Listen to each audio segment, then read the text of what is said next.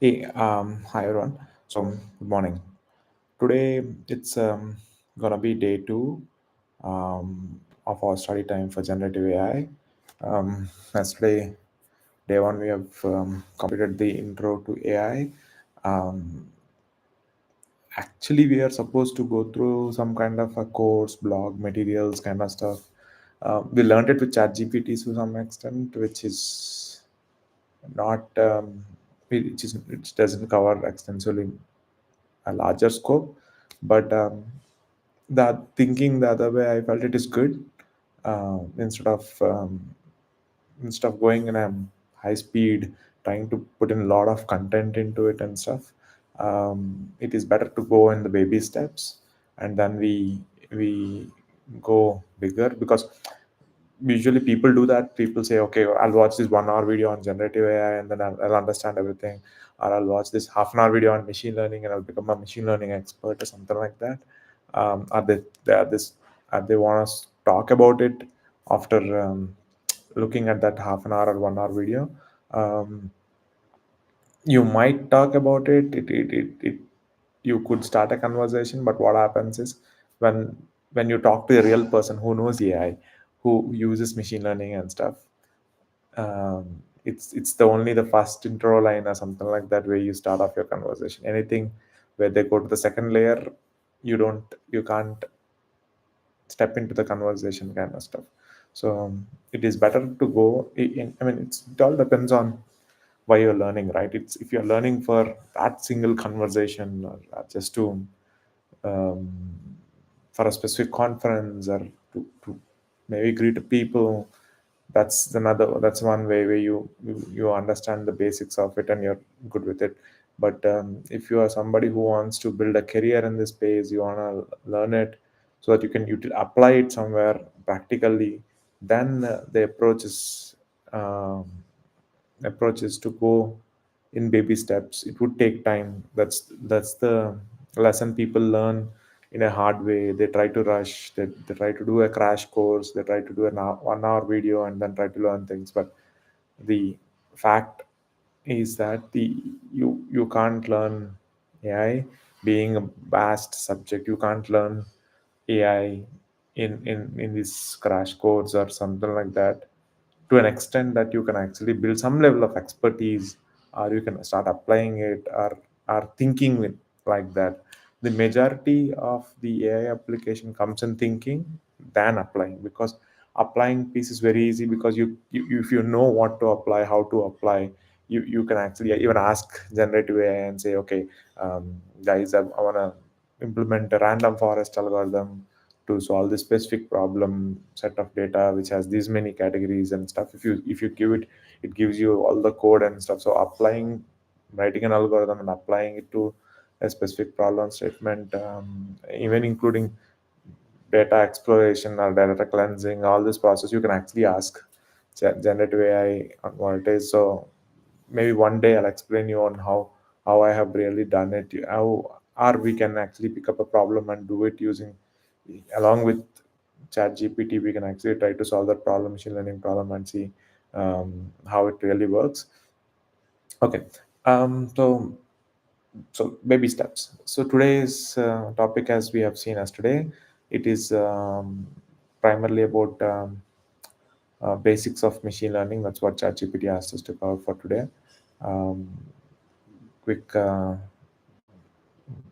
it's I understand it is very difficult to cover anything about machine learning, and I strongly suggest machine learning is one specific area you should spend more time, because that is underlying basic foundation, and for everything about it. Like, it could be deep learning, it could be LLMs, it could be anything that you take above. uh, they are all one way the other way correlated to machine learning, and machine learning gives you a perspective of what the whole AI is going towards. So, and what is the whole intelligence concept of it will be very clear. Okay. So that being said, let me get into the details on the machine learning that is there. I'll share my screen.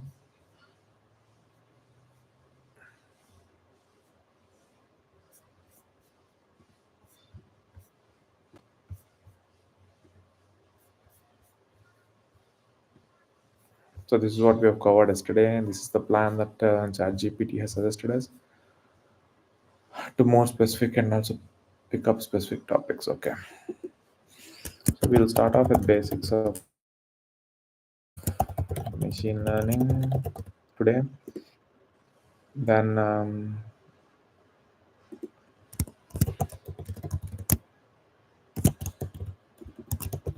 what is learning and how can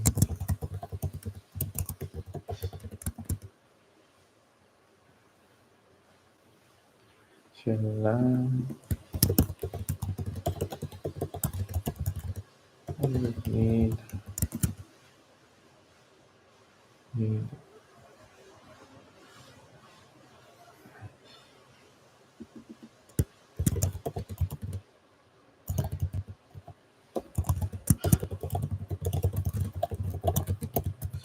these are definitely good questions.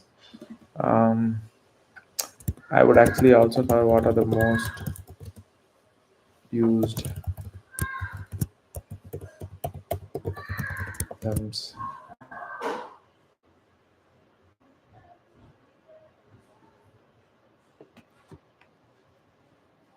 So we start off with so before getting into machine learning, I thought like, yeah, forget about machines learning. What is learning? So how would I learn? How would humans learn, or how would I think around whatever learn? So that's a good question. Yesterday we were actually discussing.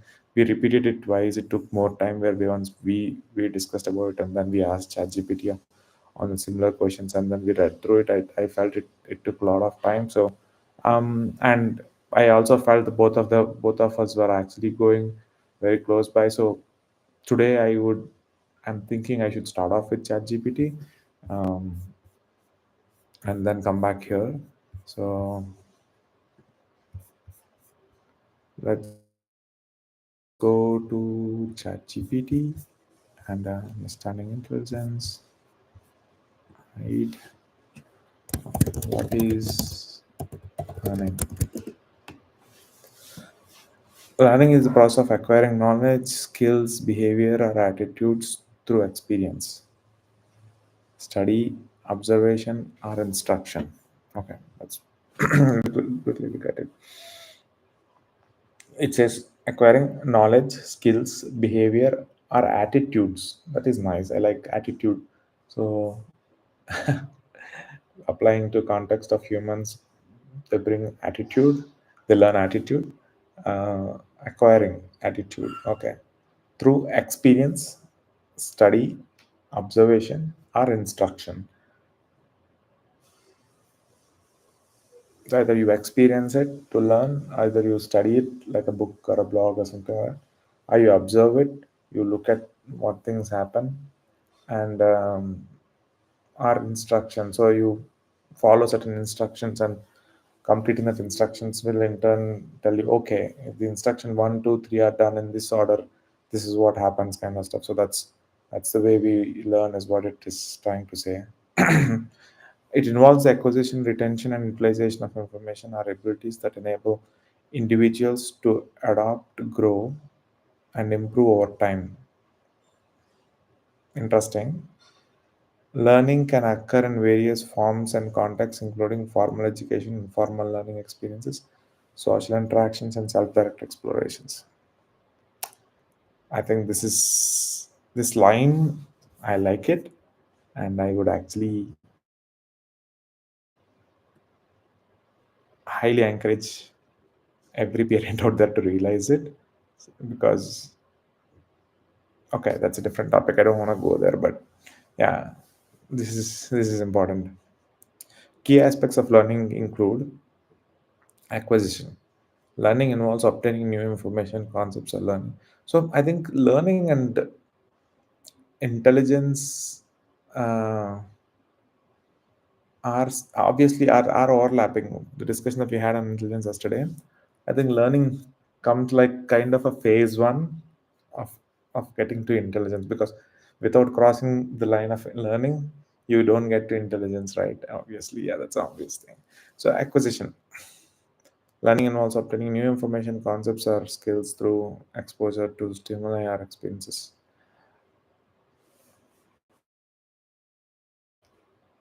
Retention. Learning involves storage and retention of acquired knowledge, skills, and memory. Yeah. Understanding. Learning goes beyond memorization to encompass comprehension and of concepts, principles, or processes. Understanding enables individuals to make connections, solve problems, and apply knowledge in various contexts. Okay, very good. Adaptation. Learning facilitates adaptation to changing environments, challenges, or demands. It involves the ability to adjust behavior, beliefs, or strategies based on new information or experience, leading to improved performance and outcomes. Okay, adaptation. Feedback and reinforcement. Learning is often facilitated by feedback and reinforcement. I think the feedback and reinforcement is more like either a class test where teacher keeps a test and then says, okay, these are all correct, these are wrong, and the expectation is, okay, these are wrong, so I should correct them. That's the expectation. But people have forgot that that's the intention of exams. They're stuck with, okay, this is my score, okay, that is my potential, that is my capability, is what they'll think. But I believe it's more the other way, saying the exams are to see what you know, what you don't know, what you have covered, what you don't covered, what you understood, what you have not understood, so that you can focus on what you have not understood, and then people should start learning towards it. Matter of fact, an exam should actually extend the classes and add more specific educations or learnings for individuals. That's how I think the modern systems are going towards that direction. Excuse me. Feedback and reinforcement um, is nice. It will reinforcement strengthens learning, while corrective feedback helps individuals correct errors and improve performance. It could also be a task, right? You're doing a task and then somebody tells you, oh, no, no, you're putting that part of the thing first instead of using this part. So that will not make the complete setup right. So they'll guide you, and then you learn from it. Okay, I'm not supposed to keep this part, and you do things right. Yeah. So feedback and so it boils down to acquisition of information, concepts and skills, retention, understanding, adaptation. Because you understand it doesn't make you good about it until unless you adapt it. um, when you say adapting is, there are challenges during the understanding process and stuff. You should overcome the challenge. For example, there is something in machine learning where you don't understand, like a math or something like that, so you should adapt it, you should learn it. So somebody comes in and says, I want to learn machine learning, and then he starts off and says he has a hurdle, that is, there is some mathematical equation which he can't understand. So he can't say, oh no, I'm here to learn machine learning, so I can't learn math. So that is something which is not possible. So people should cross adapt to whatever is required. Their focus should be on machine learning that they want to learn, kind of stuff. Whatever comes in a way, they should pass that hurdle, they should adapt to it and then pass through it, or they'll not have a fulfilled learning, kind of stuff. And obviously final one is, sorry guys, feedback and reinforcement. Okay, let's move on to the next thing. How can a machine learn? It's not learning. How can a machine learn? Yesterday also, sorry guys, somewhere, why do we need to why do we need to understanding of a understanding of AI? Okay,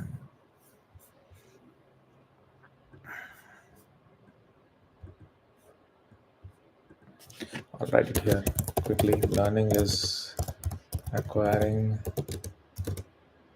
understanding, um, adapting. I missed on something with feedback.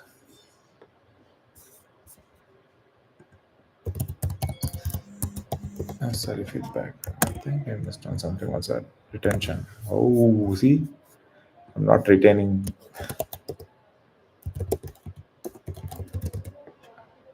attention, understanding, adapting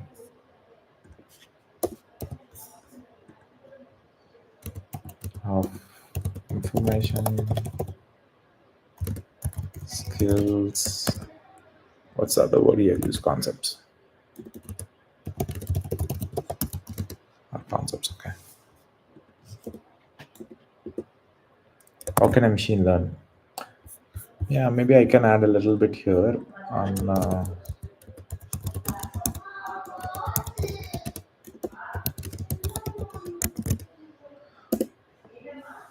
when we say machine learn, it's actually when people think of machine learning, I would actually think it is not mm, about a machine learning on its own or something like that. It's actually most of the inventions in the machine space or computer space kind of stuff. I strongly believe, or I tell people that it is nothing but we are trying to mimic humans' behavior, because I think whatever is human doing, so human's behavior is replicated or mimicked on a machine, so that the machine can do it on its own, so that we need not do the work. It's like escaping the work that we are supposed to do, and we are getting it done by machines kind of stuff. So machine learning is very close, or we're trying to mimic how the humans would learn things, and like how humans would acquire knowledge, how they retain it, how they understand it, how they adapt to it, and how they take feedback and reinforcement to improve on top of it. So the same thing, instead of humans doing it, they're making machines do it, so that machines can behave like humans. That's their whole. So this is a very important concept. Okay, so um, when I say concept, it is not about um, this is the way of thinking, right? Way of thinking. We think machine learning or deep learning or AI and all those concepts are complex, new, or vast. But what I'm trying to tell you is machine learning, AI, deep learning, any topic that you get into is actually very close to what is there inside. So whatever machine learning does, you already are doing it. Whatever deep learning does, you're already doing it. Whatever AI is trying to achieve, you're already doing it. And the good part is they're still at a very small percentage of what you can do. So your intelligence is always is not, I can't use the word always, but is still dominant than a machine learning. So, and it is all inside you. All you need to do is read all this content and then realize saying, okay, that's what I do in order to learn, in order to understand, to adapt and stuff. So same thing is what we are trying to do it by machine. uh, but the difference is, this is important, that's the reason I'm speaking more on about it. We do it naturally. So yesterday, as we were saying, natural intelligence, right? We do it naturally. We don't say, okay, this is information, put it in this format, store it here, and if this is my understanding of the information, or these are all the dependencies that are there in the data, and you should connect this data in this way. When a situation comes, or a problem comes when you're trying to solve it, you don't specifically go and say, okay, retrieve this information, you bring this data, you tie them together, see basing on this information how things are going. We don't deal with all that, right? So that actually happens naturally. We still don't know. If we know, that's a, I think that will be a, if you know to the detail, I would say I wouldn't say we don't know, because we do know to some extent. Um, but if we know it completely, then the advance that we'll have in the AI field, our replication of that will be a one giant hop, will take us to the next level. So I hope that doesn't happen, because you start creating a replicas of Raja, and then it will be very boring to see somebody who's as smart, as intelligent as me or somebody else, right? So okay, let's come back to how can a machine learn. So I'll I'll to make it faster, I'll just um, go through what he means in a shorter term. So one is data collection. So machine can learn through a process.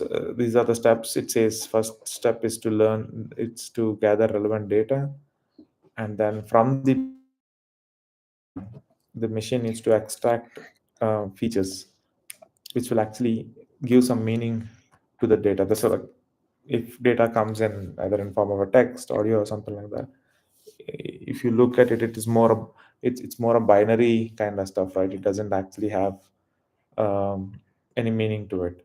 How do you add meaning to it is to understand what the data really means, like what features are there, what kind of data information that is it is there in the data kind of stuff, right? So then once you understand what is there inside the data as features, feature extraction, then you actually do a training of the data. So training of the data is nothing but, it says, okay, this is the data, these are the features, and within the features and data, uh, let's use let's be practical, saying um, you wouldn't get the whole data, right? So if you have, if there is some data which is extensive, that means there is no more new data that to be created, like a list of images of a duck. And if you have like this is superset of duck images, you cannot have any more kind of ducks, which is practically not possible. But let's say if it is, then there is there is nothing to be there is nothing to bring intelligence onto top. Intelligence on top of it's all about looking at all these images, and it'll ask you, it will pick up one of the image in this. There is no new image that is coming from outside, and it'll ask you, it is that. All you need to do is, okay, do I have this image in my database? Okay, this is where it is. So it's just search and then retrieve and say, okay, this is there in my data set, so it's a duck. So you see, it's more learning and retrieval information, that's it. We are not bringing in the intelligence factor into it, um, where we are not talking about an unknown thing. But so machine learning is not targeted for not just about retrieving information about known things, but machine learning adopts the concept of intelligence from solving a problem or answering a question which is unknown as well.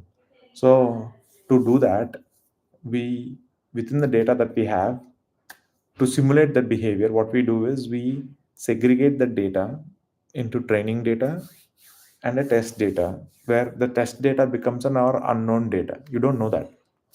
So you're not trained on it. So out of this extensive list of ducks, if there are any, what we do, we take a certain set, and the remaining set we say we don't know. So what we do, the learning is always focused on this data that we know, and our intelligence, our application of our learning will actually be focused on the unknown. The more you learn about the known data, and the more you are able to predict about the unknown data, is where the whole intelligence comes into picture. But the learning process that we're talking about or discussing today is focused on this data. So the training data is where the learning comes from. Okay, so the training data is that, and the training data also talks of both pieces, where it talks about what is this data, and it also brings in, if you guys remember about uh, intelligence, it's about, um, we were also talking about analyzing, and analyzing the information of what you can infer from that particular data, right? So here you understand what is the data, what are the features, how are those features ranging, what kind of data is inside the each feature, and all that you understand, and you also infer something about it. So it could be saying, okay, if the feature 1, feature 2, feature 3, feature 4, or so on, if they are in this format, this could be, this is what I can infer basing on that features. So you also see what you can infer out of it. It's not just about raw data. You'll also start building, okay, if this is how feature 1, feature 2, feature 3 is, and rest of the features are like this, then this is what I'll infer out of it. And like, maybe to take an example of a duck and an image, if it has two legs, if it has wings, and if its neck is curved like this, these are all features, right?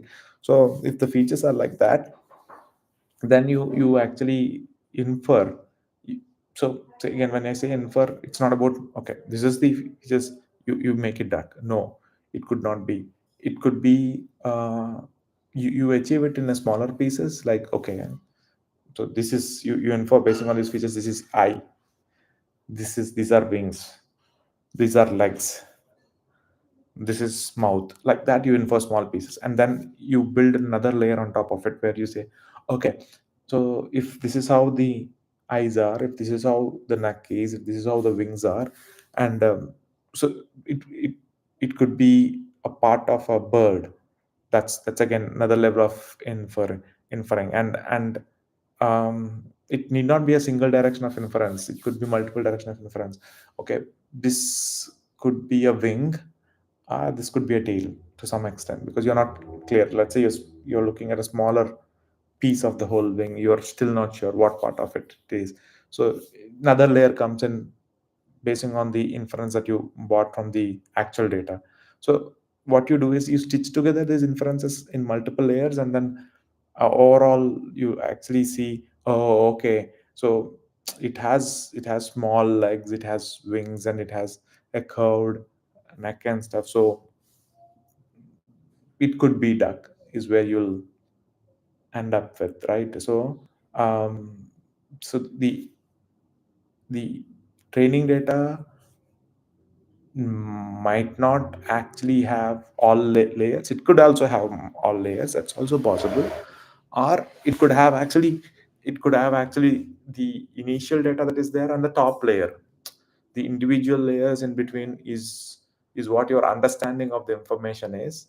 And but your expectation, or the data that is given to us, training data, might have only some layers of it, are the end layer of it, right? Okay, this is an image, and that is a duck.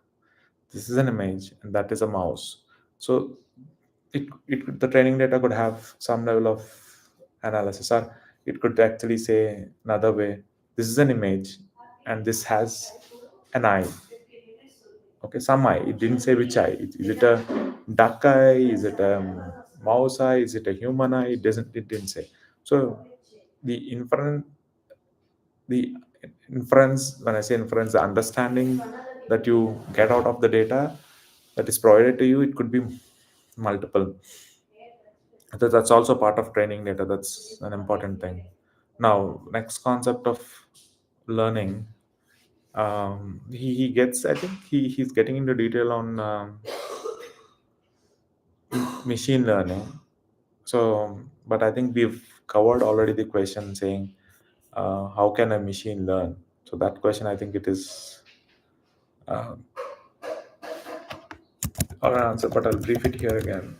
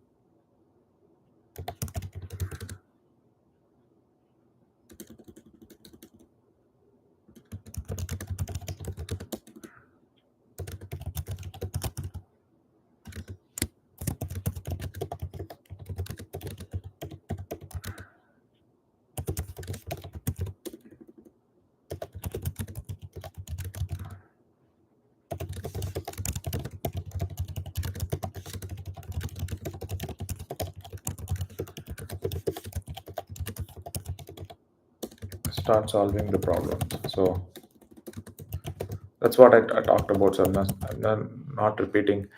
This typing thing doesn't look good, and then I think I can also hear that you guys are hearing a lot of sound, but I think it's good to note it down so that people will also remember what they're trying to learn. So next, moving on to the next question: what all inputs does it need?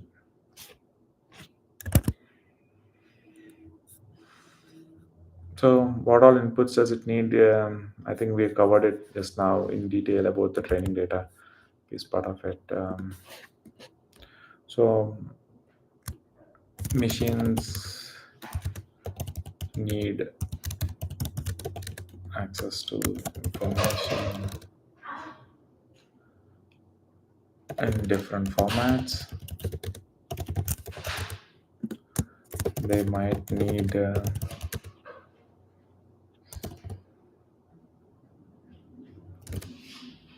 some specification on the data. They mean like features available.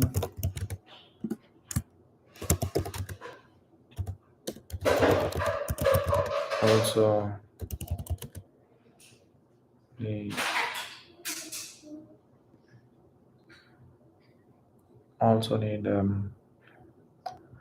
what we are trying to derive out of this information.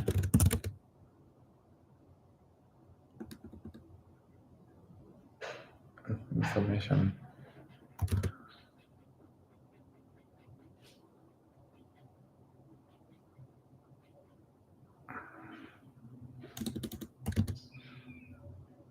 So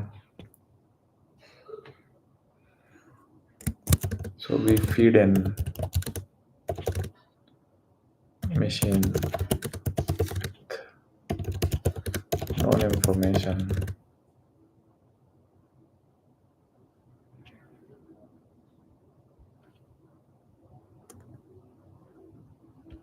and we expect it to handle the unknown information. And for some solution out of it. So to have, that's what we already spoke about. Um, I'm trying to see what all inputs does it need. We give it data. So again, the data information is the key thing that we uh, give it to machine, but we should make sure the data information is in an understandable format. So like, what does a machine understand?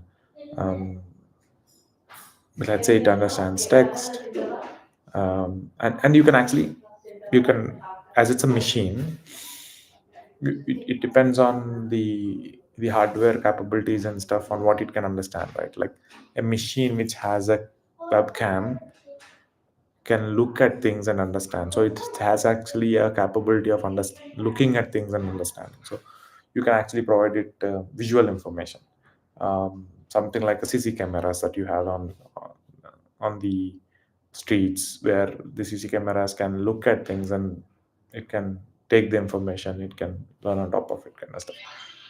But some machines might be, they can only hear voice, like a mic, right?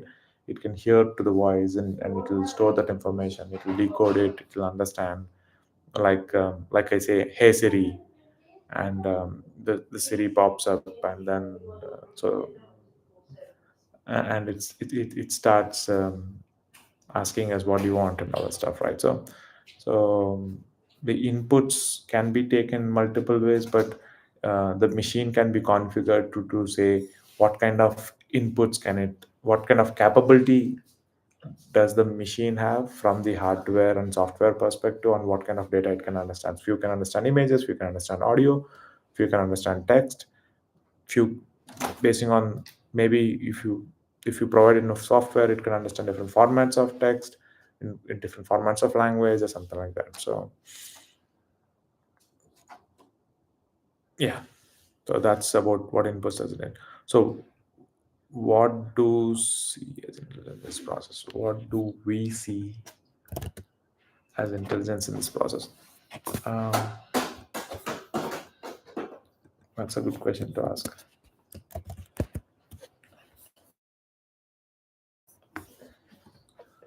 So, what do we see as intelligence in this process? I'll, of machine learning. The process of machine learning intelligence is expected through the ability of algorithms to analyze data, identify patterns, make predictions, and adapt their behavior based on experience without being explicitly programmed to do so. This manifest in machine learning. Yeah, that's a good point actually. So as I gave you an example, if I give saying extensive list of data and then just picking up something like that, it's programmatically being done. All you do is an image comparison where you say this is your source image, this is your target image. As long as you make sure that both of the images are stored in a similar format. Yeah, as you know, the images can be stored in different formats, kind of stuff, right? As long as they're stored in a similar format, all you need to do is it's again image is what you see, but underlying it will be stored in some format of data, right? In memory, you store it using some kind of either binary or some kind of could be multiple layers, right? If you can use different encodings and all that stuff, so you can store in certain formats. Again, it's information. That's all, right? So again, your target, if it's also information, then what you do this if these two are information that is there, you need to compare both of them, and this doesn't necessarily need intelligence on top of it, but so you can explicitly program for it on how do you compare this image and retrieve a right image, how do you look through a database, how do you parse a text and extract necessary information, because you know what is the pattern in which the data is, you know what is the how to compare images and extract what is relevant information is and all that stuff. But how do you deal with something where you don't know what is the pattern, you don't know what to parse, you don't know what is the extensive set of things from which you can actually find, where if you don't find it you can actually say unknown, I don't know, right? But what if you don't have that knowledge or information which is extensive, then what would you do? That is where the intelligence kicks in. So what you do is, with the given data, you don't look at it like, okay, if f1 f2 f3 is a feature, this is what I'll infer.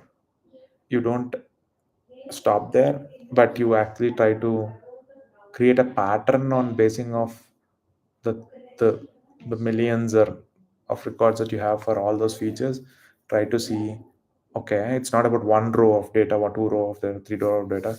Basing on all of that data, how does feature one influence my inference, how does feature two influence my inference, feature three influence my particular inference, like how does my feature one says whether it is duck or not, feature two says whether it is duck or not, feature three says duck or not, how does a combination of feature and one and feature two say duck or not, or is it like how, is there another way of correlation between it? It may not be a direct relation saying feature one, if it is x, it has certain value, then it will become duck, right? So feature one could have more influence on duck, if because if it is if it has a neck which is curved, which is not usually seen in majority of the things that we look at, that actually triggers our brain normally, okay, okay, this kind of looks like a duck, that's our first thing, right? Looking at similar behavior of what humans does, we want the machines also to adapt to it basing on the information that we have. Because if you look deep into it, how did you come to that conclusion on identifying a duck is nothing but when you have seen a lot of ducks either in physical world and somebody has told you. See, this is funny, and I think we are going a little uh, lengthier, but it's a good thing. What if I take you? You've never seen a duck, and there is some small black bird that you see around here, let's say, and I start telling you that this is duck. That one is also duck. If I show you, and after a while I show you a real duck, the other people call it as duck, would you recognize it? You don't recognize it, right? So why is that? The human brain also works in a similar fashion, where you see a pattern. Okay, this is duck, what he said. Okay, this is also duck. Okay, what is the similarity in between both of them? What is kind of a pattern I see to in between both of them? And also, he would have shown a hen, he would have shown a sparrow, and then I can also visually, my human brain can understand a pattern on what is the differences also. It's not only about understanding one single data, but it also understands what it is not as well, right? So it's not only about understanding what is duck, you should also understand what is not a duck. So what happens? This guy, when he showed me ducks, he has shown me everything black. That's the pattern I recognized. Saying somebody brings in a duck, and if it's not in black color, that wouldn't strike.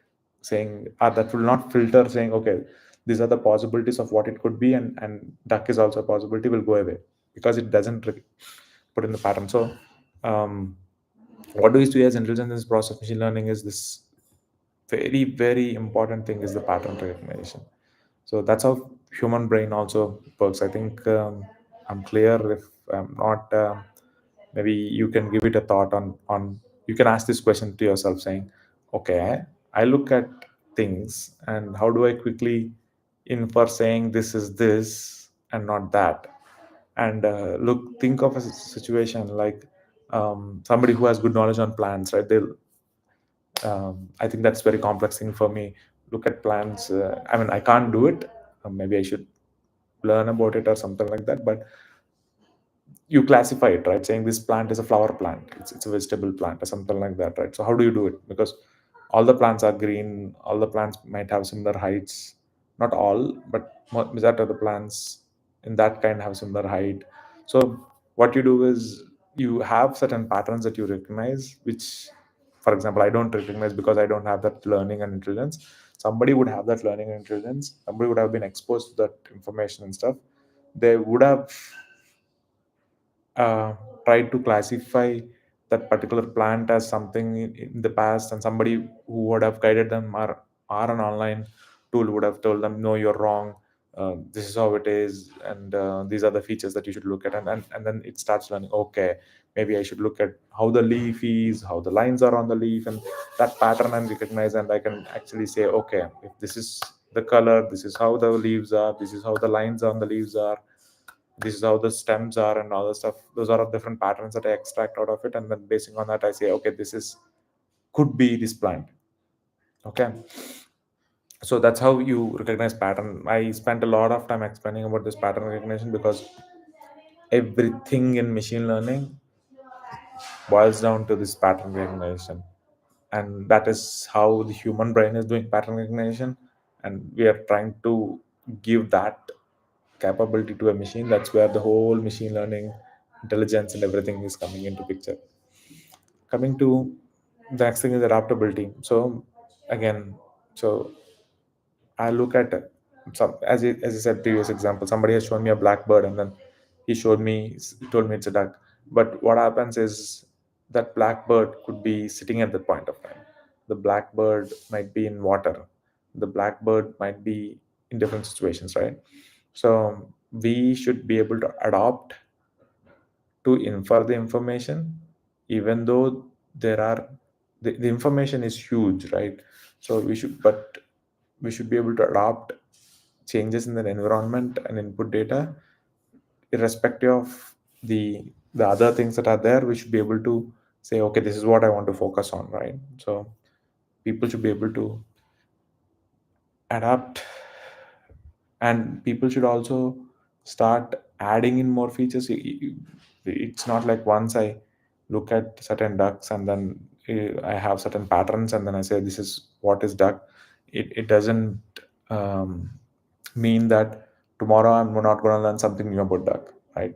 So as I said, I'll classify saying, basing on the previous knowledge, I'll say anything black is duck, right? But I would do a mistake, right? That there'll be a crow, and I would classify it as a duck. Then somebody will come and say, no, if the if the mouth is this, it is in this way, it's pointing, it's not a duck. It is actually a crow. So that will be another pattern that will add. Okay, if it is black and the crow, the neck is like this, then that is then duck.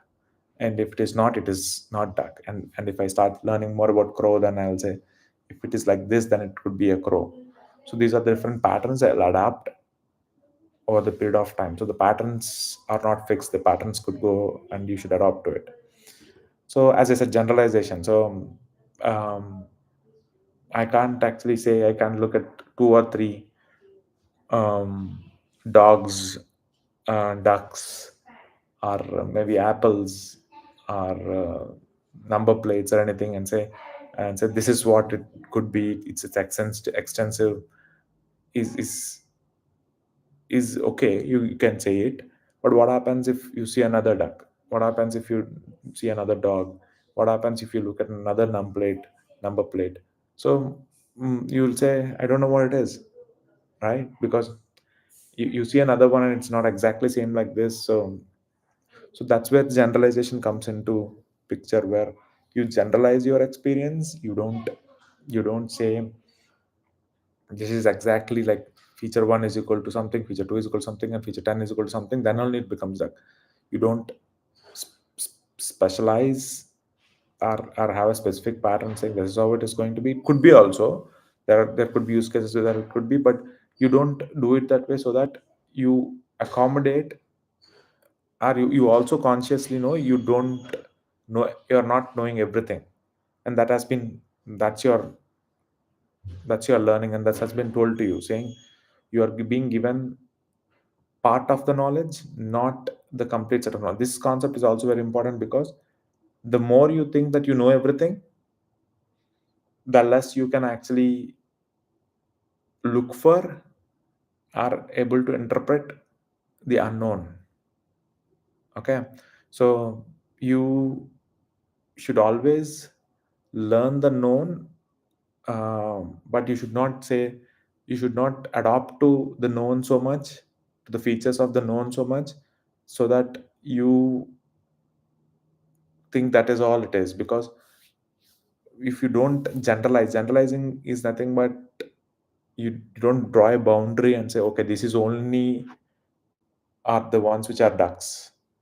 If you generalize, if you don't generalizing is where you can say this are ducks.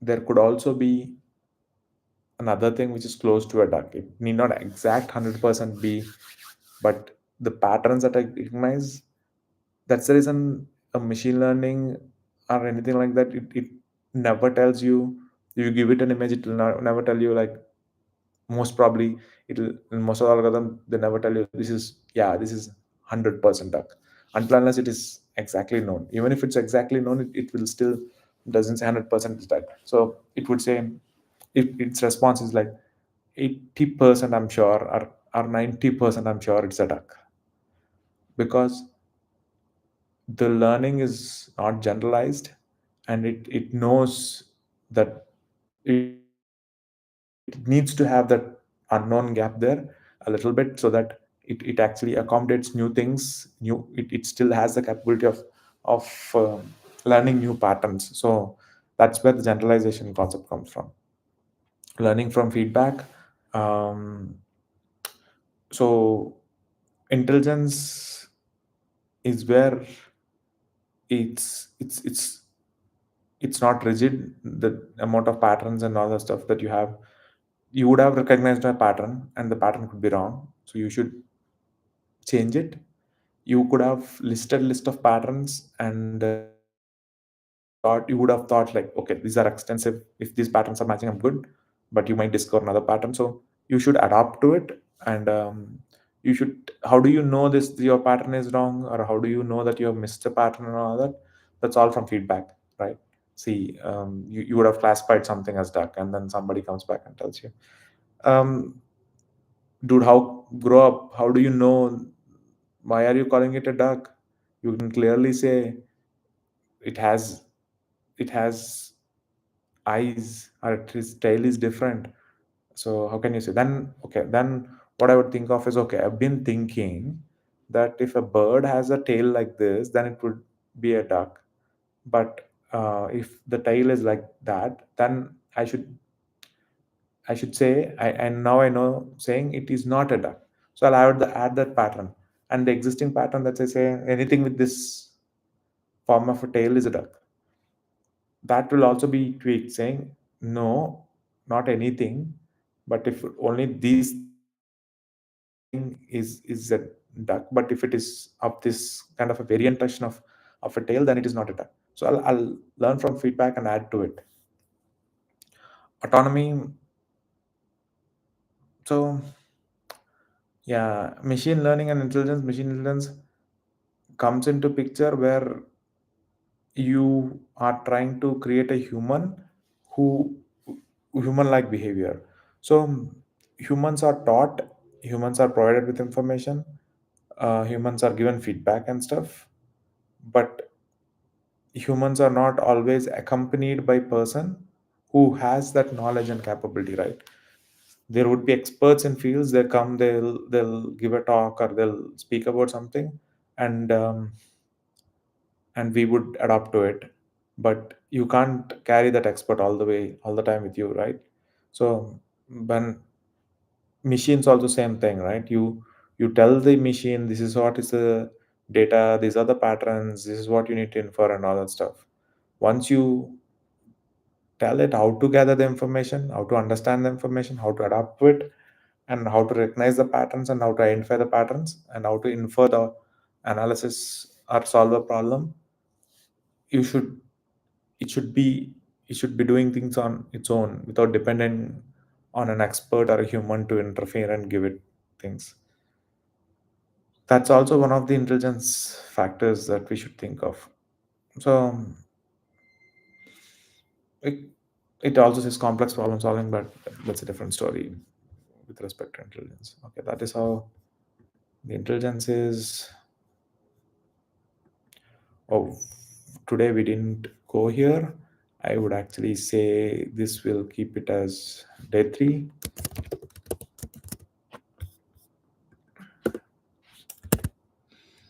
I'll quickly note this down. Pattern recognition, adaptability, generalization, learning from feedback. Adaptation, generalization, um, ability to take feedback,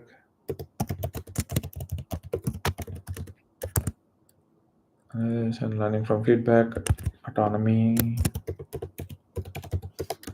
autonomy. So,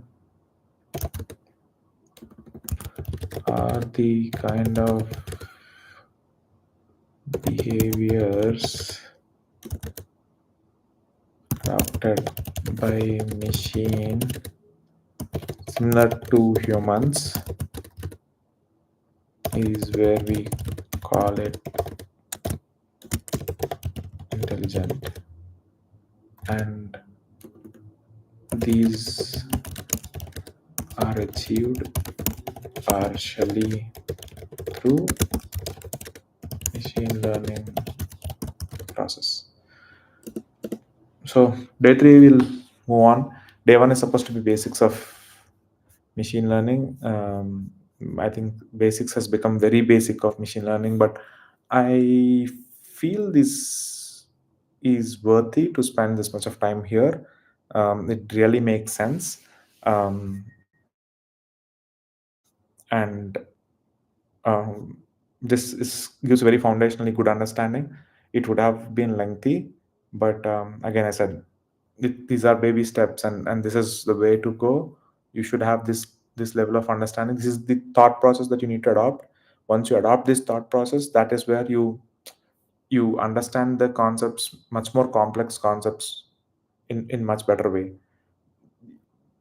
This level of foundational thinking where you go to grassroots and then understand things, and then you put one layer on top of it. The complex things, when they come in, the complexity is already removed, because your foundations are that strong that this complexity, you already have this covered. All you need to do is understand this piece, and you're good with it. But people struggle to understand the whole complex thing because they don't have a stronger foundational knowledge. So this is where you learn the foundational knowledge, is what I believe.